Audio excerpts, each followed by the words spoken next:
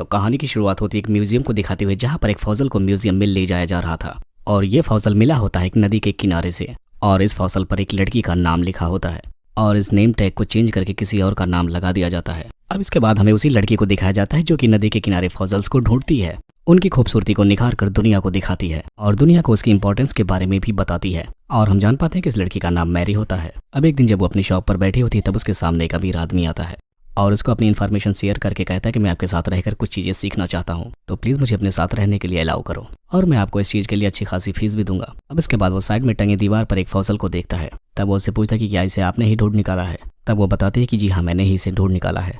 और हम देखते हैं उसके साथ उसकी वाइफ भी आई होती है और उसकी तबीयत भी बहुत ज़्यादा ख़राब होती है। तो यहाँ पर मैरी को पैसे की ज़रूरत थी, इसलिए वो अमीर आदमी को हाँ बोल देती है, चीज़ें सिखाने के लिए और उसे अपना नॉलेज देने के लिए। अब अगले दिन हम देखते हैं कि मैरी अपनी सारी इन्फॉर्मेशन उस अमीर आदमी के साथ शेयर करती है और उसको फॉसिल से रिलेटेड काफ़ी ज़्यादा इन्फॉर्मेशन देती है। उसको ये भी बताती है कि कौन से फॉसिल्स इंपॉर्टेंट है और कौन से बेकार होते हैं। अब अगले दिन वो अमीर आदमी दोबारा से मैरी के पास आता है और यहाँ पर वो उससे रिक्वेस्ट करता है कि क्या तुम मेरी बीमार बीवी का देखभाल कर सकती हो, क्योंकि मुझे 6 दिनों के लिए बाहर जाना होगा, जिसकी वजह से मैं उसकी देखभाल नहीं कर पाऊंगा।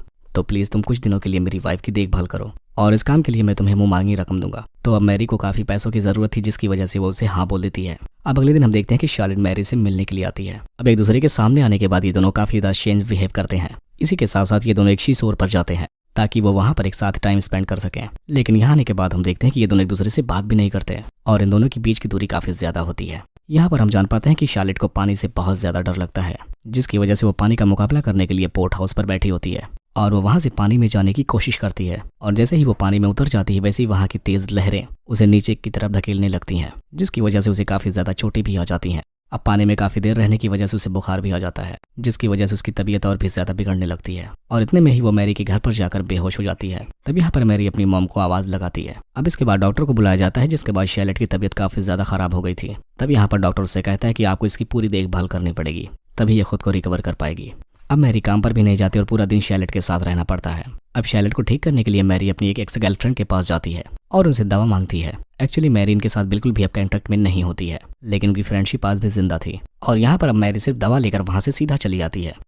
अब मैरी घर आने के बाद लाई हुई दवा शार्लेट पर लगाती है और उसकी दवा लगाते ही शार्लेट काफ़ी तेज़ी से ठीक होने लगती है। अब अगले दिन शार्लेट मैरी से बीच पर जाने की जिद करने लगती है, क्योंकि वो कहती है कि मैं बिल्कुल ठीक हो चुकी हूँ और प्लीज़ मुझे अपने साथ बीच पर लेकर चलो। अब इसके बाद हम देखते हैं कि बीच पर पहुंच जाने के बाद ये दोनों एक दूसरे के साथ काफ़ी अच्छा खासा टाइम स्पेंड करते हैं। अब घर आ जाने के बाद शार्लेट भी काम करने के लिए जिद करने लगती है, जिसके बाद उन्हें कोयला लाने के लिए भेजा जाता है और कोयला लाने के समय वो वहीं पर फिसल जाती है, जिसके बाद वो अपने रूम में आकर रोने लगती है। रात के टाइम मैरी एक शीशे पर काफ़ी अच्छी खासी क्रिएटिविटी कर रही होती है। तब शार्लेट बोलती है कि लाओ मुझे दे दो, क्योंकि मैं भी ये क्रिएटिविटी करना चाहती हूँ। अब इसके बाद ये क्रिएटिविटी शार्लेट खुद ही करती है और ये मास्टरपीस मैरी के दिल के काफ़ी ज़्यादा करीब आ जाती है। अब रात के टाइम जब मैरी अकेले बेड पर सो रही होती है, तब शार्लेट बोलती है कि वो उसके साथ बेड पर आकर सो सकती है। अब अगले दिन जब डॉक्टर शार्लेट को देखने के लिए आता है, तब वो मैरी को एक पार्टी के लिए भी इनवाइट करता है। तब उससे मैरी कहती है कि अगर वो जाएगी तो उसके साथ शार्लेट भी जरूर जाएगी। अब इसके बाद हम देखते हैं कि पार्टी स्टार्ट हो जाती है, जहाँ पर मैरी काफ़ी अकेला महसूस कर रही होती है, क्योंकि जो शार्लेट होती है वो बाकी लड़कियों के साथ टाइम स्पेंड कर रही होती है। तब मैरी को यह सब कुछ देखकर जेलस फील होता है, जिसके बाद वो पार्टी में शार्लेट को अकेला छोड़कर वहीं से निकल जाती है और सीधा अपने घर आ जाती है।